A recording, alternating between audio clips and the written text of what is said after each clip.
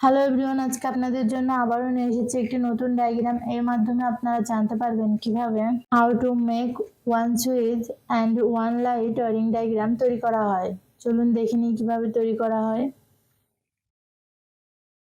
Light switch, এটির মাধ্যমে light বা ফ্যান অন অফ করা হয়।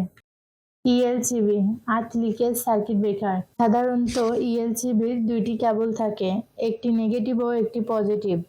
যদি কোনো লোড ইএলসিবি থেকে নিউট্রাল না নিয়ে সরাসরি আর্থের সাথে সংযুক্ত হয় তখন সার্কিট ব্রেকারটি টিপ করে। এমসিবি, এটির মাধ্যমে যে কোনো একটি লাইন নিয়ন্ত্রণ করা হয়। এল পজিটিভ লাইন এমসিবিতে কানেকশন দেওয়া হলো। এমসিবি থেকে পজিটিভ লাইন ইএলসিবিতে কানেকশন দেওয়া হলো। ইএলসিবি থেকে পজিটিভ লাইন সুইচে কানেকশন দেওয়া হলো।